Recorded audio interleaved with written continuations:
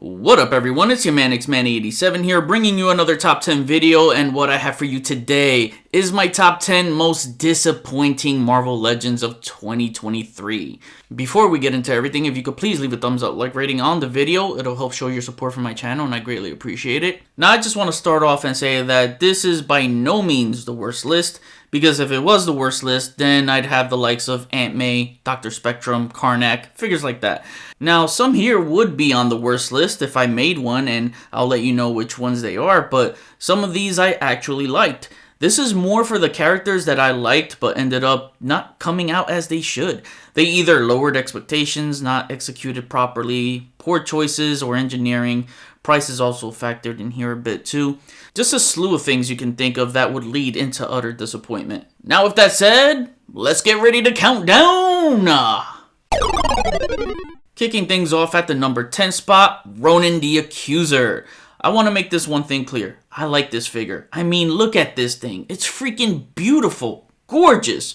But when I think about that Colossus body it's sharing, which was a $20 figure, and now this is being a $40 figure with just the new torso, it makes it out to be $20 more for just the new torso, and I can't get behind that. This has no business for the price being that high. It's uncalled for.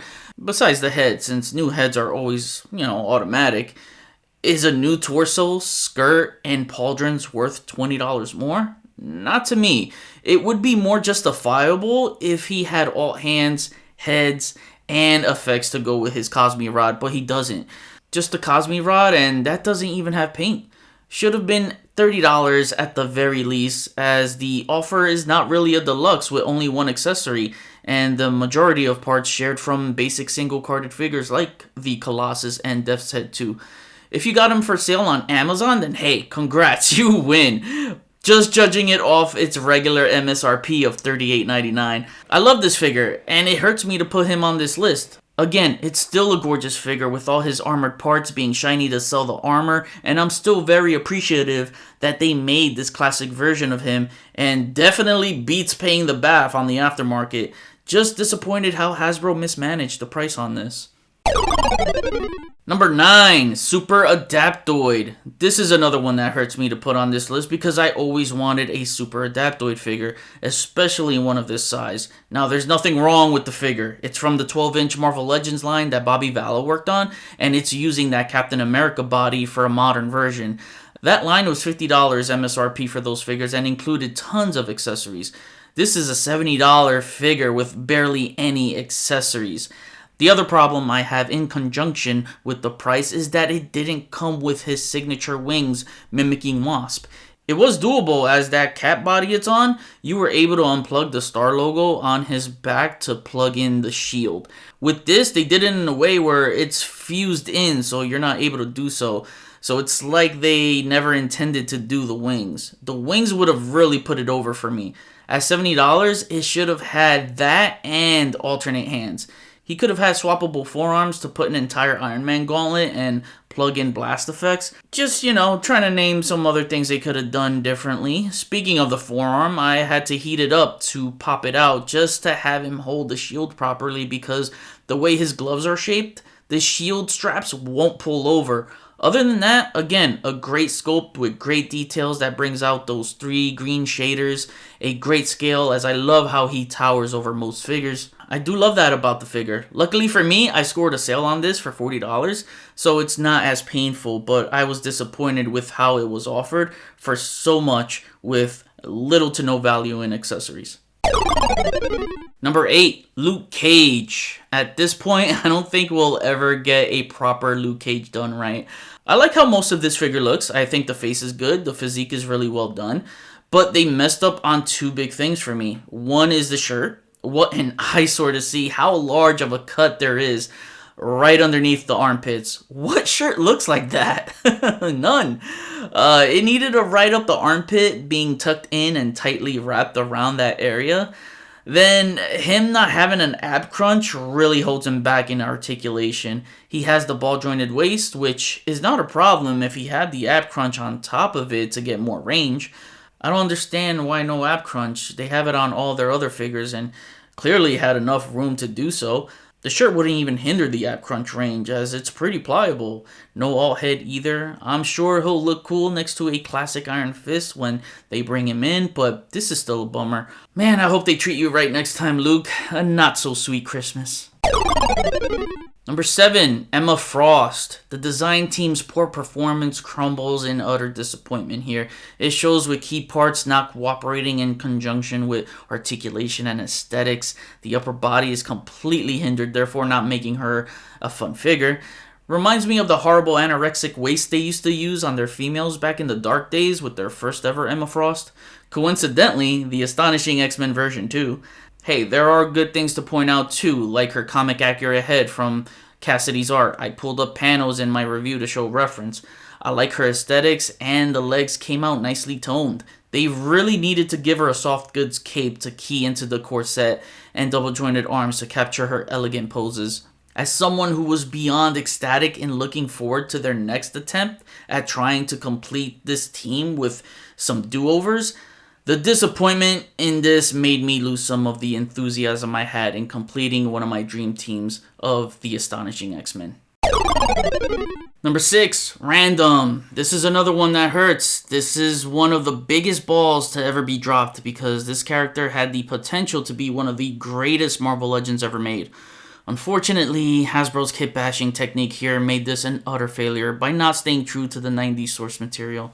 Knowing that they stick with mostly 80s and 90s X-Men versions, it didn't make sense to do this more modern look from the 2011's Generation Hope storyline where he had a much more slender physique just like this.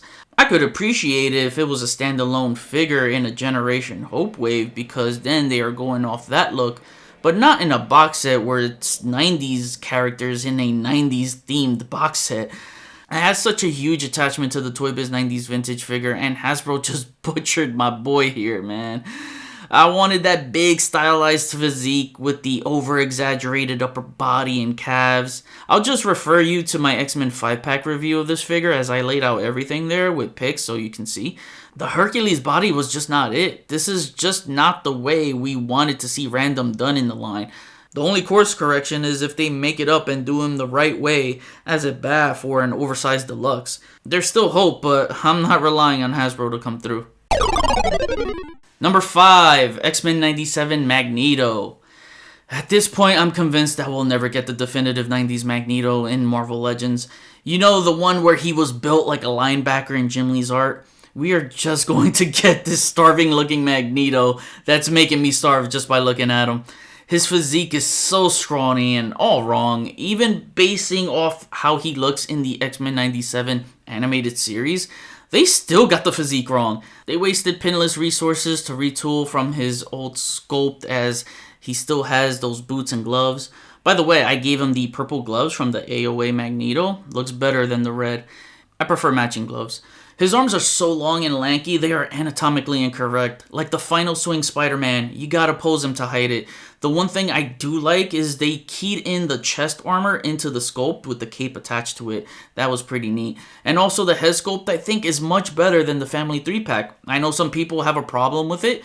I don't know why, because it's accurate to the animated series, but it doesn't bother me. I dig it. In the meantime, I think as a substitute, they should have used the Vulcan body until they got a new body sculpt ready that matches his 90s physique. All I gotta say is thank God for Mafex and giving us the superior 90s Magneto version. Number 4, the Rose. Another one with long arm syndrome. Not a flattering look when the jacket of his suit is too narrow looking. It makes him look like a huge white tube. He needed a much more beefier torso. The jacket needed a more angular shape like the comics. A good example is the new Tombstone figure in the suit. They gave him exactly that angular shape I'm talking about. That right there would have shown definition on this figure. The jacket causes some hindrance in the articulation. On the legs more, not so much the arms. This is the introductory of the pinless suited arms, so that's a good thing. His head would make for a good Marvel Legends style Snake Eyes custom. It's a hell of a fine looking head sculpt, and he has some new dapper looking shoes. He had the most accessories in his respective wave. I think all my complaints are valid here. He was needed in my SpiderMan Rogues gallery, but I'm a little let down by it. The Target half off sale did not let me down though. Number 3, Tarantula. This is another one on my wish list that is a straight up disappointment. The blue bandana is off-putting. Yeah, I know in some comics it's seen that way, but it didn't translate well as it's poorly executed when the rest of the figure is red and black. It would have been okay if it had blue highlights on the black to accentuate the bandana, but it falls flat. They got the head sculpt right, just the color didn't work in its favor. The bandana tails are too zigzaggy, which breaks that natural flow aesthetically. Maybe they were going for something more stylized, but it could have worked if the rest of the figure was more stylized. But we get that white 2099 suit body again. They got the toe spikes right. He would have looked excellent on the Renew Your Vows buck. Yeah, the overall execution did not execute for me. I still needed him to bolster my Spider-Man Rogues gallery on the shelf, but that doesn't mean I won't call out Hasbro for the lackadaisical effort here. If I made a top 10 worst Marvel Legends list of 2023, this would be on it. Number 2, Cha'ad. As a huge X-Men fan and the X-Men cosmic lore like the Starjammers, the outcome of this figure was a huge blow to me. This one stings. The lackadaisical reuse presents countless comic inaccuracies, resulting in a poor execution of the character. Cha'ad is a huge reptilian beast in the comics, towering 9 feet tall or over, so this guy is just too undersized. The proper height would be making him 9 or 9.5 inches tall. They didn't give his legs the segmented lines to accentuate the upper torso. They could have given him at least newly sculpted legs that are longer to make him look taller. No heel toe for the back of his feet. Peen is almost non-existent for a bath. It's just all wrong. Everything about this figure is all wrong except the head and his pet, which I genuinely do love the head sculpt to it and the articulated mandible. That's honestly the best thing about it though. His pet Kari came out adorably well, and when the accessory is more accurate than the figure, then you know there's something really wrong.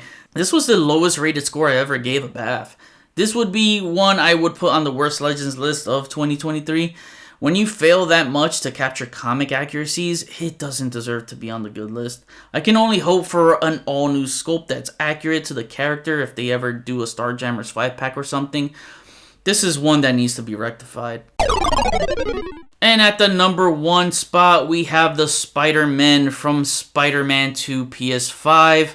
I have both Spider-Man here with the upgraded suit for Miles Morales and Advanced Suit 2.0 for Peter Parker. They're sharing the same spot, even though this is mainly for Peter, but I just want to say on Miles' part, and to be clear, it is not a bad figure at all. In fact, he was my number 1 figure in my 2021 Top 10 Marvel Legends non-comic figure list. He's one of the best non-comic based figures ever made in Legends. My disappointment stems from his suit not being video game accurate to the sequel. They got the sleeves right, sculpting the red stripes coming down the arms, but the suit design pattern in the black part of the costume is supposed to be different, and they just reused the first one.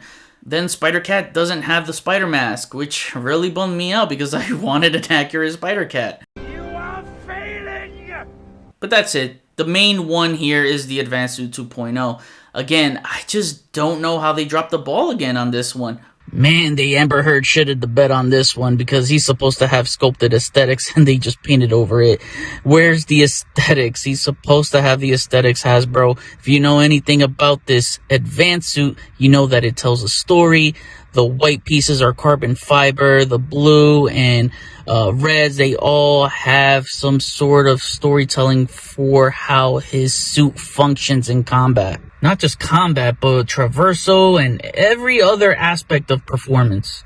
They ditched the aesthetics for another repaint. It'll never make sense to me how this started as a repaint back in 2018 to Miles getting an all-new sculpt in 2021, and now we are back to a repaint again in 2023. It doesn't add up, man. They're going backwards. It's regression over progression here. They had years to get this right, but they didn't. It's grossly overpriced at $35 for a repainted deluxe. A small chunk of that price involves the Marvel and Sony Insomniac Games licensing fees. You don't even get all the hands. The only thing I like about this is the head sculpt. That's one of the nicest Spidey head sculpts Hasbro has done, and the Renew Your Vows body is always fun to pose for me. I can go on and on about this. You can check out my review for a more analytical breakdown. This Spider-Man deserves better. Insomniac Spider-Man is the greatest Spider-Man to ever be adapted to any kind of media. Spider-Man 2 shattered records, and Hasbro should treat it with respect. They just seem to care about the bottom dollar number and not the quality. But they knew people were gonna buy it. You know why? As my buddy Spider Criminal would say, because it's Spider-Man. As a hardcore Insomniac Games Spider-Man fan, my disappointment with this is beyond immeasurable. Now I kick it back to you. Which Marvel Legends figure of 2023 let you down? Whether it's a character you love that they didn't get right, or just any figure, attachment or not. Comment below, let me know, we'll chat about it. Thank you for watching another top 10 video. Please follow me on Instagram if you haven't already at xman87. Hit the notification bell so you always know when my latest videos are up. Share and subscribe if you're new. See you on the next video. Peace.